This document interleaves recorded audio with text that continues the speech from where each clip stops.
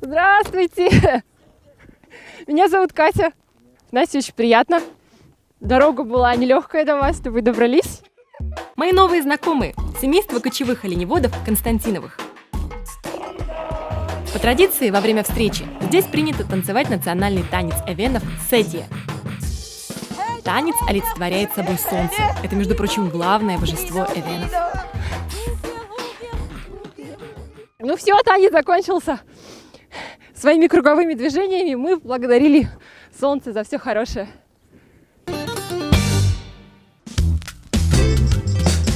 Вообще, как выбрали это место? Такое классно, везде горы, куда ни глянешь.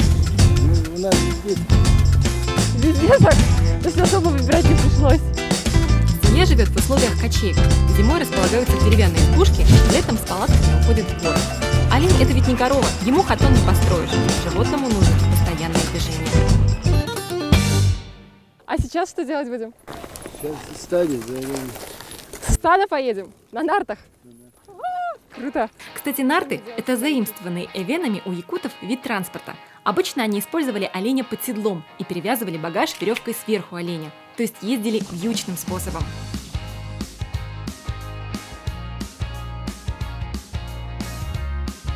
Вот я и добралась до места, где кочуют настоящие северные олени.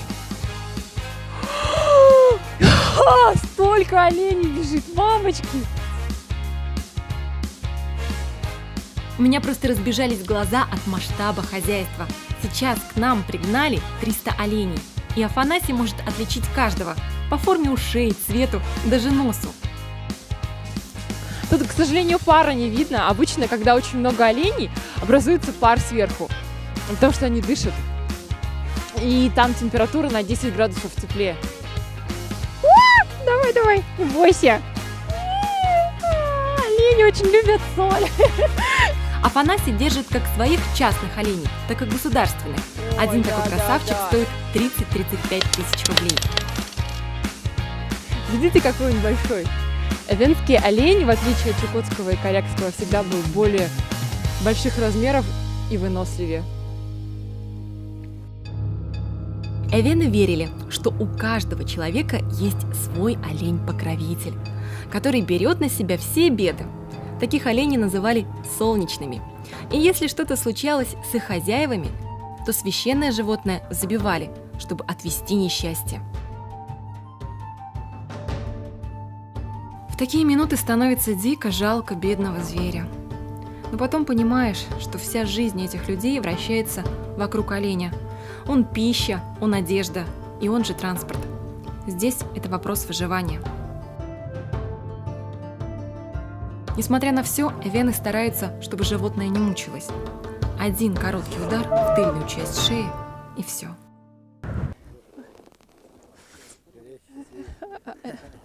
Ага, оленя жалко.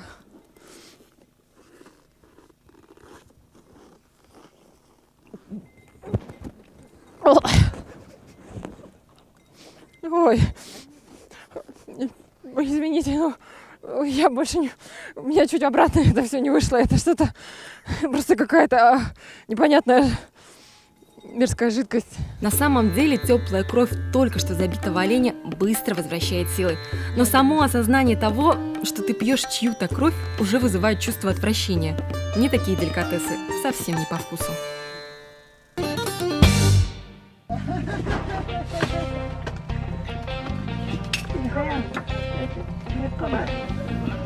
Теперь я на кухне. Именно сюда попадает разделанный олень, в руки дамам. У эвенов с этим строго. Место женщины, как хранительницы очага, рядом с котлом. Мужчинам здесь даже посуду нельзя мыть, иначе она будет греметь за ними повсюду на охоте. А оленина в семье – мясо любимое. После такой готовки от зверя не остается ничего. В ход идут все части тела – потроха, копыта, мозг, кровь, печень, ну и само мясо, разумеется. Спасибо. Это у нас потроха вареные.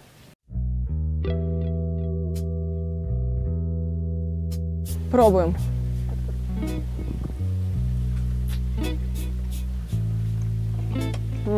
Такое нежное, вообще вкусно. Такое мягкое, прям тает во рту. Другой вид потрохов. Тянутся, как резинка. А вот эти, мне кажется, не понравились. Я, пожалуй, не те буду. Это у нас костный мозг. Не представляю, какой он на вкус. Но выглядит не очень.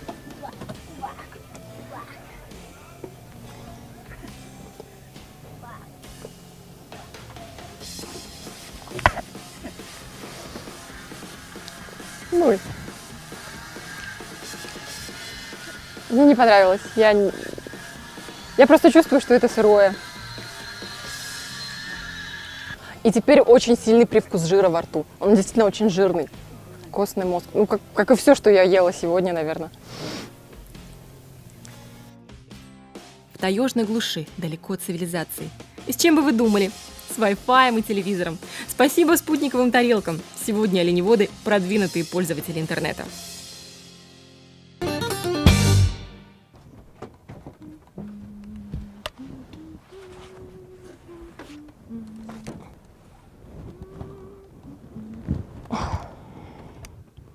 Всем спокойной ночи!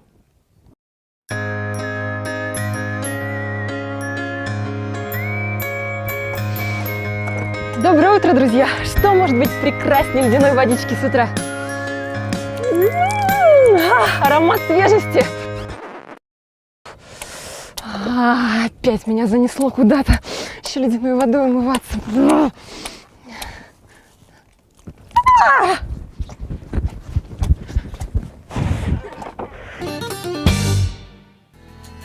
Я гостила в семье настоящих оленеводов. Без кочевья они не представляют свою жизнь. Как только наступает весна, сразу в путь, в горы за оленями. И здесь наши дороги расходятся. Спасибо за все, удачного кочевья вам. Удачи, давай 5. Кау! Удачи вам, хороших оленей. И теплой одежды. До свидания. Пока!